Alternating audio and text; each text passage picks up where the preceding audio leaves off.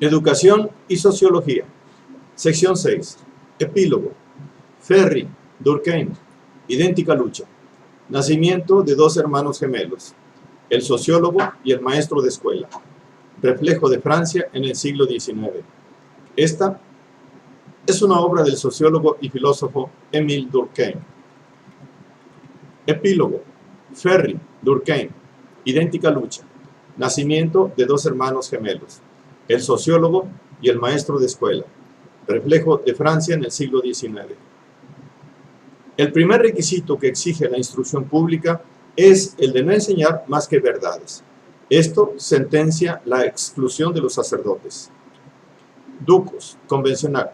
Debates en la Convención sobre la Organización de la Escuela Primaria, diciembre de 1792.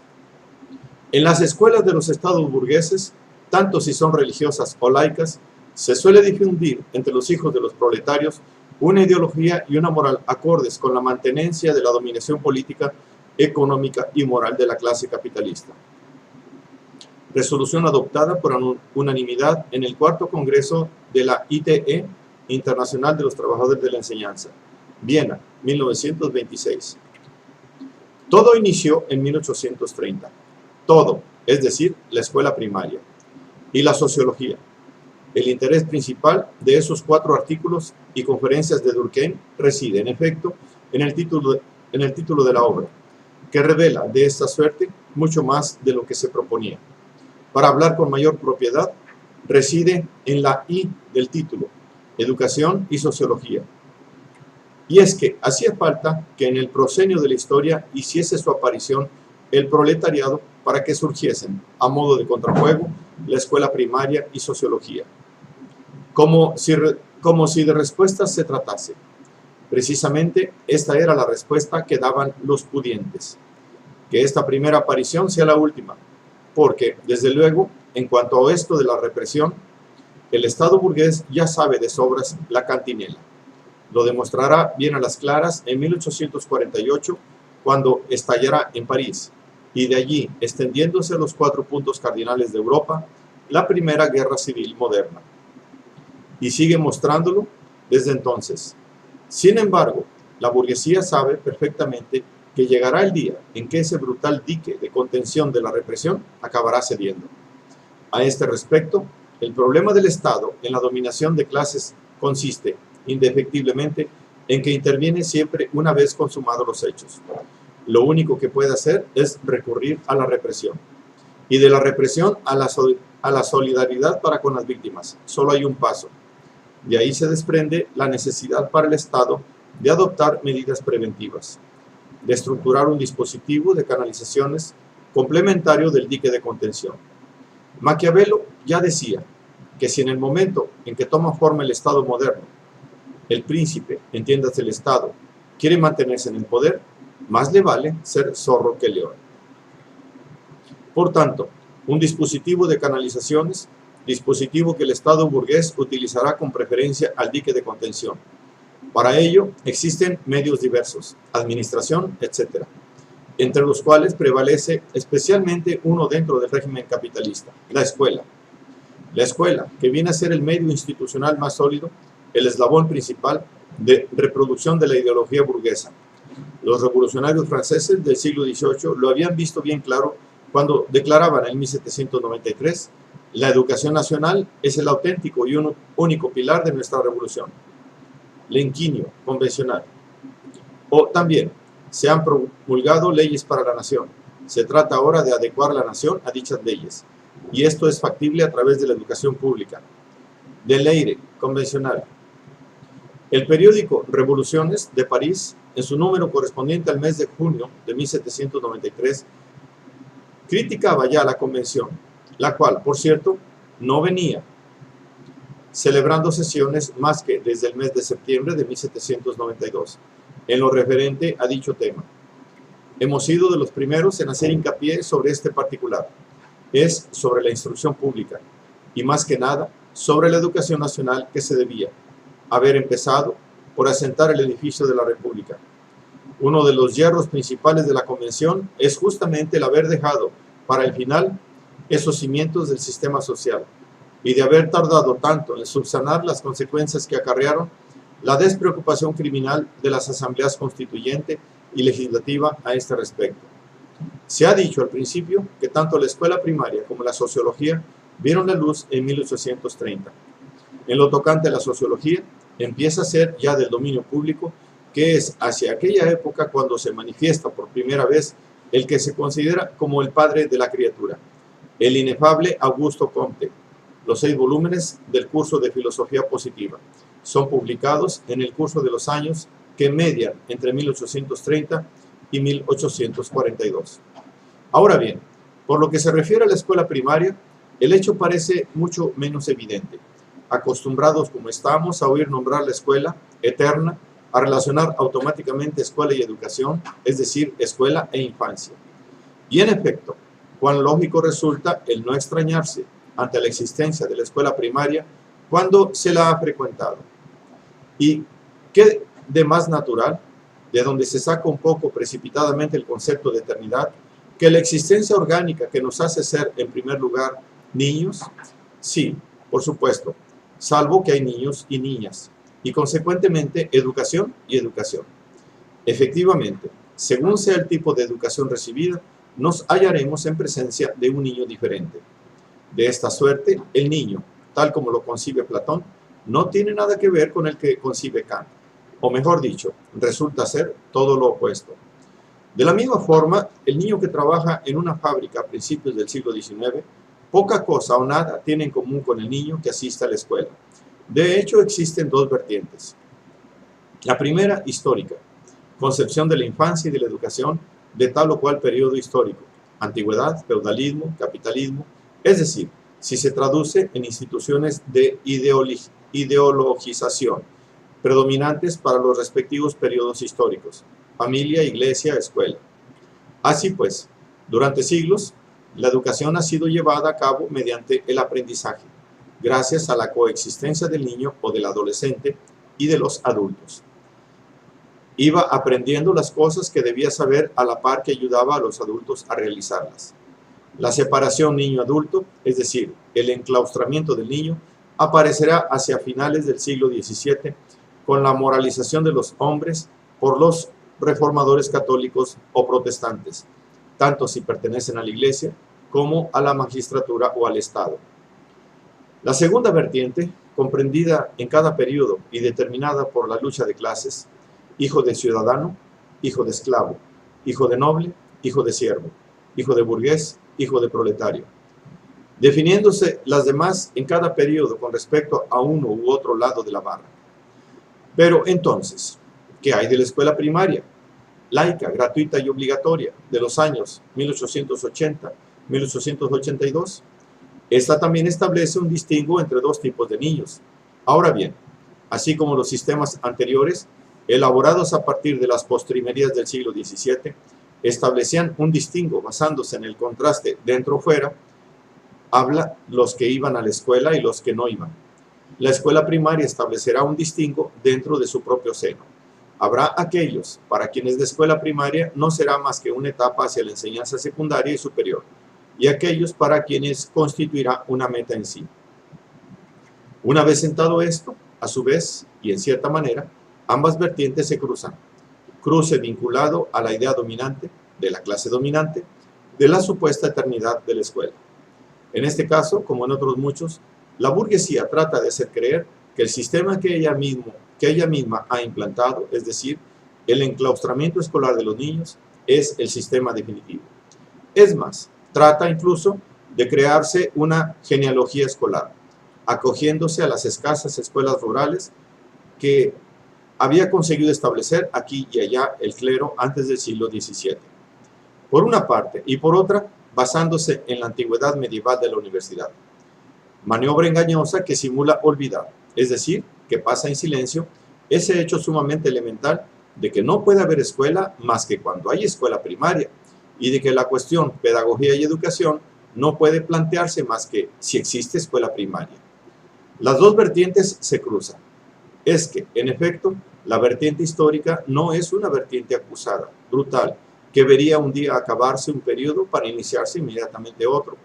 Para ser más exactos, Se pueden situar los inicios, pero resulta más difícil situar los fines. Por ejemplo, las leyes referentes a la escuela primaria, las primeras, la ley de Guizot, data de 1833, pero para lo esencial, dicha escuela sigue de hecho en manos de las congregaciones religiosas hasta la promulgación de las leyes de Ferry de 1880-1882. La institución de ideologización dominante es la típica del capitalismo, o sea, la escuela. Lo que no impide que, a pesar de no llevar ya la voz cantante, la Iglesia sigue aún presente. Por tanto, si bien es verdad que de lo antiguo nace lo nuevo, este proceso no se desarrolla sin que medie una lucha encarnizada y sin que lo antiguo, caso de que muera efectivamente, agonía que puede durar siglos, haya porfiado hasta el final. La escuela primaria fue pensada por Diderot, proyectada, tal como lo hemos visto anteriormente, por los convencionales, pero no se hizo realidad hasta un siglo más tarde. ¿Por qué? La ideología, sin embargo, estaba constituida, el asentamiento social de dicha ideología, la burguesía industrial, existía ya, cuando menos en Inglaterra y en Francia, y así y todo. Lo que sucedía era que la lucha que enfrentaba esa burguesía industrial con el proletariado le prohibía cualquier tipo de agresión contra la otra fracción de los pudientes, la fracción arcaica, la burguesía latifundista. Y lo malo era que ésta constituía precisamente la base social principal de la ideología religiosa. Al menos, en tanto que el despegue del capitalismo no ha estado lo suficientemente avanzado y que el proletariado no ha quedado aplastado, cuando menos por espacio de cierto tiempo. En Francia, la cosa se traducirá, por una parte, por la ascensión política de los hombres de paja, de los capitostes de la industria pesada, de Wendel, Snyder, los aristócratas del capital, en realidad capitalistas sórdidos, sanguinarios y que, llegado el caso, no vacilan en utilizar para sus fines a la Iglesia, y por otra, por el aplastamiento de la insurrección de la Comuna de 1871 en París. Y es justamente esa traducción que sinvergüenzas como Jules Ferry o Émile Durkheim van a traducir a su vez con la esperanza de que, de traducción en traducción, el crédulo pueblo se dejaría engañar. Desde ese punto de vista, Educación y Sociología es una obra maestra. El lector podrá percatarse de ello por sí mismo. Toda una obra maestra de camuflaje. Las dos vertientes se cruzan. Es también que, desde los jesuitas, protestantes u otros clérigos del siglo XVII, hasta los hombres de paja del capital, es decir, desde el absolutismo real hasta el reinado del capital, se sigue padeciendo la opresión del hombre por el hombre, o, para hablar con mayor propiedad, de la mayoría por la minoría privilegiada que ejerce el poder y sus poderes. Lo único que varía es la forma de opresión. Entonces, resulta lógico que la vertiente histórica venga a interferir en la vertiente de lucha de clases, bajo la forma de concepciones pedagógicas alternativamente dominantes según las necesidades históricas. Nos hemos referido con anterioridad al concepto que sustentaba Platón acerca del niño, concepto que queda bien patente a través de toda una teoría de la política y de los servidores de dicha política. Remitirse, evidentemente, a la República y las leyes. Platón no aporta idea alguna acerca de la escuela, y con motivo. De lo que sí tiene una idea muy clara es acerca de la formación que se debe dar a los futuros servidores de la política que preconiza él. Se trata, como es de suponer, de los hijos de ciudadanos. Los hijos de los esclavos deben seguir permaneciendo esclavos y por dicha razón no reciben más que una formación basada en el mito y la leyenda. En otras palabras, en la mentira. Prueba de que en el interior de un mismo pensamiento ya existen dos tipos de niños. Pues bien, esa formación platónica va a constituir la primera ideología de la educación, aquella que constituirá la referencia obligatoria, aquella a la que nuevamente se aferrarán y sobre todo que pondrán en práctica los jesuitas, la tradición de la educación autoritaria. En efecto, ¿qué es, según Platón, un hijo de ciudadano? No contando los demás para nada. Un inicio, Adán en el Génesis, mejor dicho, un buen inicio.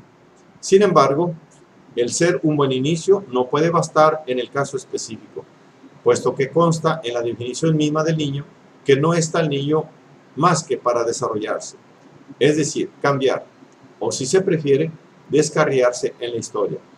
Así, la formación platónica será una conversión, una torsión, véase el mito de la caverna, mediante la cual el educando romperá con el inmundo sensible y la historia. Así pues, la educación es una ruptura, una violencia en contra de la naturaleza histórica y consecuentemente depravada de la humanidad.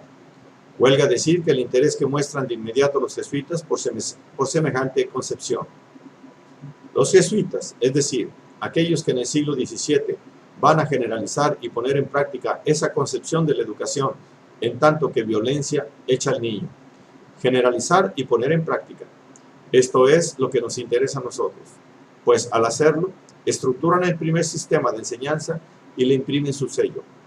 Esta concepción seguirá siendo hasta hoy en día una de las dos concepciones contradictorias, complementarias de la escuela capitalista.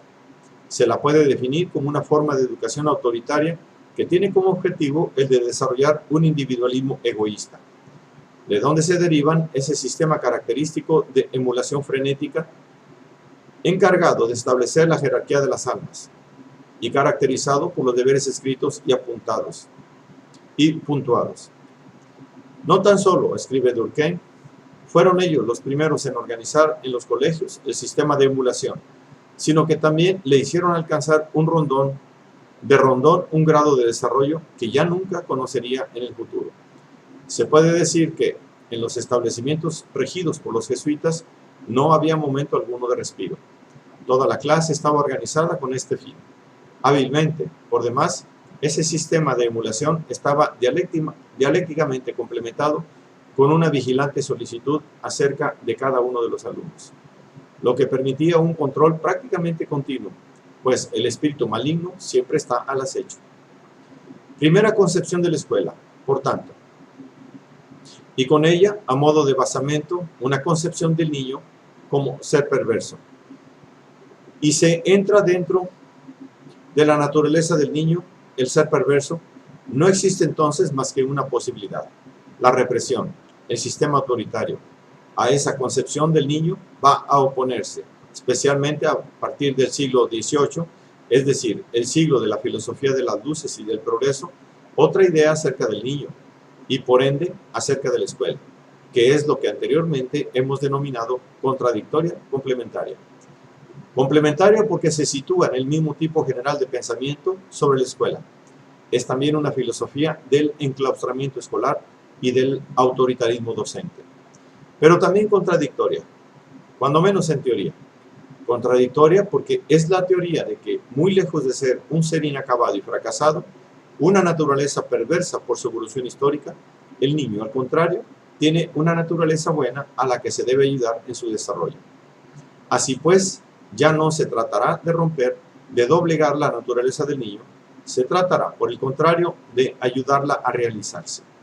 Y si se revelase como siendo necesaria una disciplina, y en efecto se revelará necesaria, sería únicamente en tanto que una política cuya acción negativa no apuntaría más que a dejar realizarse el positivismo de la razón. El vocablo política, así utilizado, lo ha sido por Kant. Véase a este respecto la doctrina moral del propio Kant, espejo en el que se refleja la doctrina laica de la educación. Mediante lo cual, he aquí la represión justificada, y con ella la autoridad. Así pues, el educar se convierte en liberar. Una educación que ha dejado de ser una ruptura de una naturaleza por destruir a causa de su perversidad, sino que al contrario, se ha transformado en una evolución continua, lineal, en una palabra, progresiva. Perfeccionamiento, progreso. Esta idea está importada. Proviene de la política y de la moral, nombre que daba Kant a la política, como acabamos de verlo. Si a través de una buena política los pueblos progresan en la historia, de igual forma, a través de una buena educación, el niño progresará en el perfeccionamiento de su historia personal. Sentado lo que precede, existe aquí un verdadero juego de espejos, porque se puede decir de igual manera, devolviendo la pelota, que si hay educación del niño, hay entonces educación de los pueblos. Educación y progreso por una parte, niño y pueblo por otra. Dos parejas que forman una cama redonda. Tal como lo dice Diderot, el instruir a una nación es civilizarla. Eliminar los conocimientos ya existentes en ella viene a ser como retrogradarla al estado primitivo de barbarie. La ignorancia es lo que le toca en suerte tanto al esclavo como al salvaje. La instrucción proporciona dignidad al hombre y el esclavo entonces pronto se da cuenta de que no ha nacido para la servidumbre. El salvaje pierde esa ferocidad propia de la selva que no reconoce amo alguno y la sustituye por una docilidad razonada que le somete y le vincula a leyes hechas en pro de su felicidad. De ahí que gobernar es instruir, pero al mismo tiempo que instruir es darse los medios de gobernar. Las representaciones socialdemócratas de la política y de la escuela no quedan lejos. Basta con desustanciar el pensamiento y la letra de Diderot para obtener esas representaciones de la escuela liberadora en las que caerán de buena fe tantas generaciones de educadores, gracias a lo cual la represión del escolar ha podido ser llevada a cabo con la mayor tranquilidad de conciencia posible.